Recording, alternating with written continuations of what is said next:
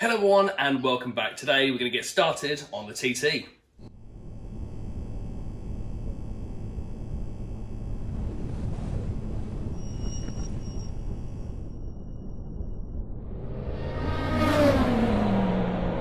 So yes, welcome back. Today we're going to start stripping down the Audi TT. First of all, what I was going to do was give it a compression test. However, I just pulled out the compression tester and the gauge is broken, so I can't use that. I have got a leak down test kit, however, I haven't got the air compressor that you need to use with it, and it's not really a valid journey for me to go get it, so I'm stuck not giving it any kind of test at all. However, based on the fact that the coolant bottle is full of oil and doesn't smell particularly pleasant, I'm going to take a punt and say that it is the head gasket that's at fault, or if not, there's something else wrong internally. So what I'm going to do is I'm just going to crack on and take the head off anyway. I've bought the full head gasket kit, so I might as well replace it whilst I'm here. I've got the cam belt kit and water pump all to come. So yeah, first of all, what I'm going to do is I'm just going to start stripping it down. So first thing I'm going to do is I'm going to jack the car up, I'm going to drain the oil, and I'm also going to drain the coolant. I'm going to also try and flush the coolant. I'm just going to stick a hose in there, let it run through for a bit, hopefully try and flush out as much rubbish as I can. Alright, is it recording?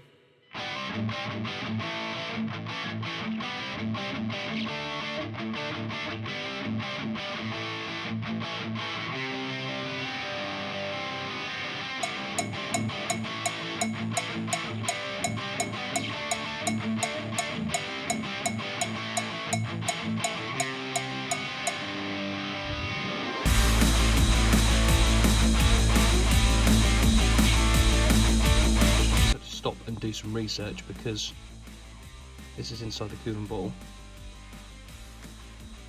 and it really does look like someone's just dumped a whole tube of copper grease. Yeah, if I come out around the side you can see all the copper flakes.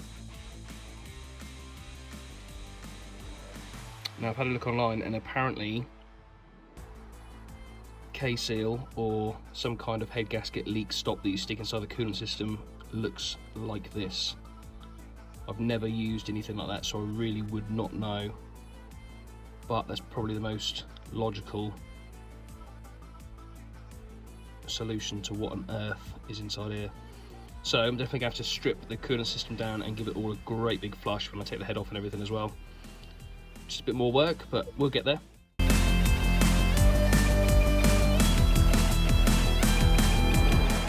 So just started to drop the oil and I'm just finding bodge after bodge on this poor car.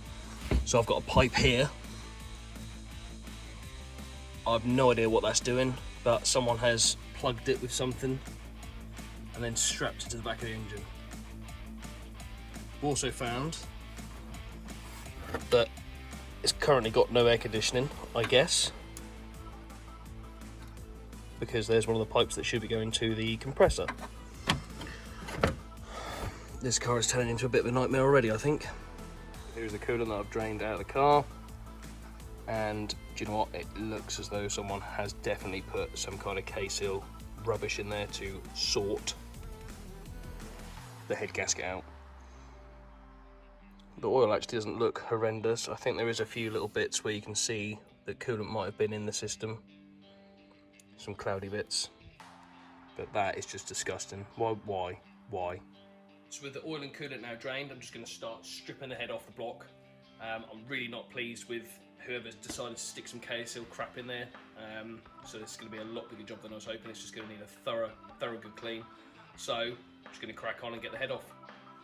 Right, so what I'm going to do first is I'm going to take the inlet manifold off. I'm going to remove all the wires, all the fuel lines, everything out of the way.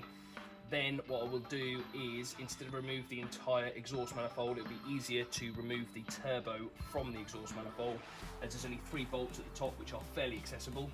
And then it's just a case of timer up, make sure that it's okay, mark it up, and then I can actually start to take the head off.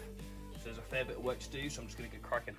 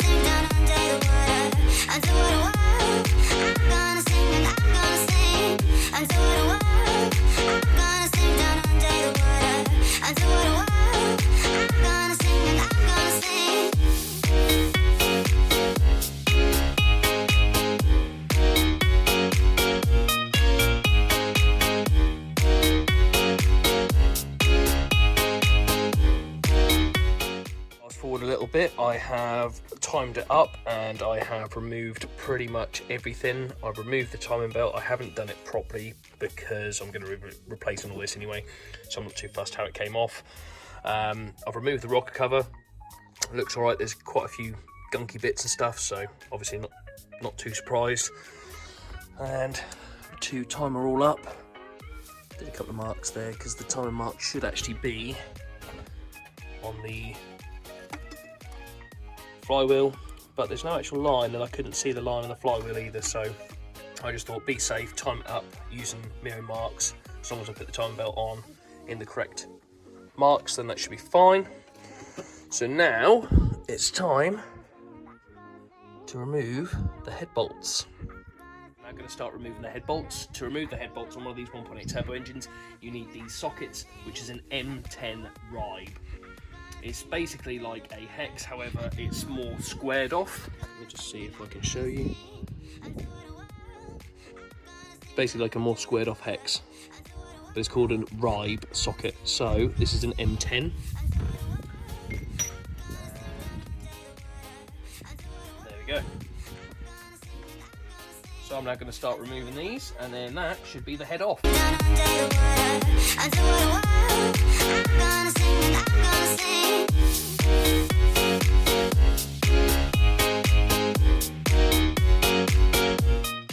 Right, so the head has now been removed, and you can see all this horrible K-seal stuff all in the water jackets of the block. I'm going to try and, I don't know what I'm going to do, pressure wash it out maybe. Either way, that needs to be cleared completely before I start bolting everything back on. However, the plot thickens on this engine. It looks as though somebody has attempted to do a head gasket already, and they just have done an utterly shoddy job, like the rest of the engine. I mean, I've been undoing bolts that have been loose, and I've been able to undo them with my hand. Just this car has been absolutely ruined by previous attempts at repairs, and I'm pretty sure that it's actually that's caused the head gasket to have gone. So this is the head gasket I've took off. It looks relatively new. I mean, the silver and everything is all pretty clean.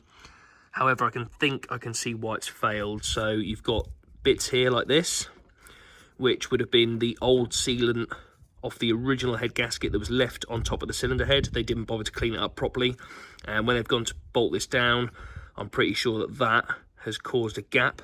We've also got the same over on this cylinder here. You see all this rubbish here? I'm pretty sure that would have been causing a gap and allowing stuff to leak through into cylinder 4. So I think basically I just need to make sure everything is completely clean, clear, and then put the new head gasket on, and I'm pretty sure it'll be good to go. Right, so I've just worked out what this hose that's been blocked with chemical metal or whatever it is, that is the turbo oil return line. They've also shoved a stake into the other side of the hose that goes to the sump, and they've also done the same thing with the coolant lines. So this line here has been filled with chemical metal, and that is the turbo coolant supply. Just, oh, wow. After making that absolutely shocking discovery of no oil or coolant turbo return lines, I took it off, as it's nice and accessible right now with the head off. So I'm going to whip this pipe off here, and I'm going to feel the internals and see if there's much play. To be fair, it actually looks in good condition. There's normally a crack near the wastegate, and there isn't one, so hopefully we may get lucky, and then I'll just need to replace all the lines, and then hopefully that'll be good as new. But let's take this intake pipe off and have a look. Well, It's a good job I did decide to remove the turbo, because that is absolutely shot to bits.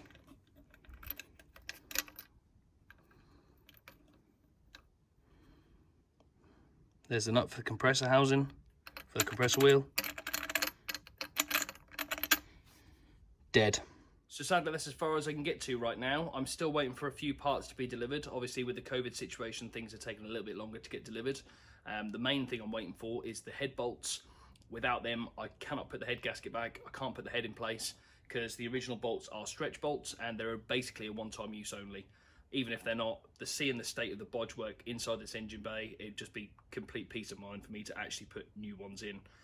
Obviously, the turbo situation was something I did not expect. Luckily enough, my parts hoarding actually comes into play here, because I have got a KO3S turbo, exactly the same one that comes out of this, that I had on my Seat Leon 1.8 turbo. So that is already sat at the unit, ready and waiting for it to go into this now. So until then, I can't really do much more. So join me in the next one. Thank you very much for watching.